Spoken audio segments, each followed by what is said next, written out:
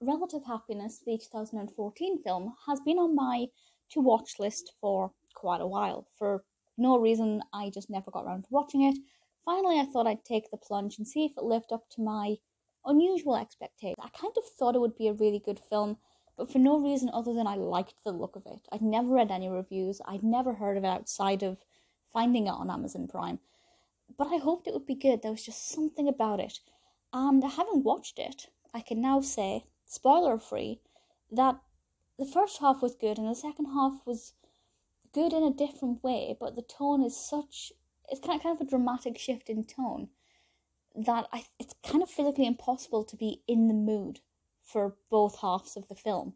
You either want something quirky and fun and very entertaining, or you want something that's a bit more gritty with a little bit of humour. Actually a reasonable amount of humour, but pretty serious subject matters that are being tackled. And I feel like because the tone shifts so much, it was hard to enjoy the second half when I was in the mood for the first half. So I'll try and explain that without giving anything away. But basically this revolves around our protagonist, Lexie Ivy, played by Melissa Bergland. I love the character. I think she is absolutely fantastic. Just a really, really fun character. I thought she was brilliant. And very, very well acted. The film's directed by Deanne Foley, written by Lesley, Crewe and Deanne Foley. And I have to say, it is very, very well written. The dialogue is brilliant. The development of the narrative is great. But the only thing I had an issue with was the shift in tone, because I wasn't in the mood for one half of it.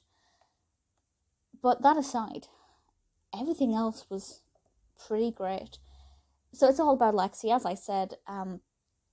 It's important to note that she is a plus-sized character, because this is something that's referenced a lot. It brings her some situations where she stands out a bit more. Namely, her sister is getting married. I know she's trying on bridesmaids' dresses. But once we get past that, it starts to talk about her looking for a date.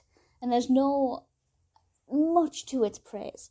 There's no, woe is me, I'm a slightly bigger girl, I haven't got a boyfriend, yada yada. It's quite different to that. And it's very much fueled by Lexie's brilliant personality. Not that she is flawless, of course, but I really liked the way they approached this and kind of tackled the different subject matters within this. It is quite lighthearted and entertaining. She's looking for a date. The way in which she goes about that is pretty comical. But then some things happen, maybe about the halfway point, and it shifts in tone and it gets a little bit more serious, and Lexie begins to go on a much more emotional journey, which is fantastic. Brilliant character development. But, as I said, and I will repeat myself, because the tone shift was really unexpected and I was in the mood for the style of the first half of the film, I just wasn't ready for it, and it's not what I was looking for. So I didn't really enjoy it as much as I could have. Looking back, had I known the tone would be like that throughout the second half, it would have been better for me to stop watching it halfway through, and then when I was looking for something a bit grittier, go back to it and watch the second half. So that's definitely something to bear in mind if you are, if you're going to give this a watch. But ultimately though,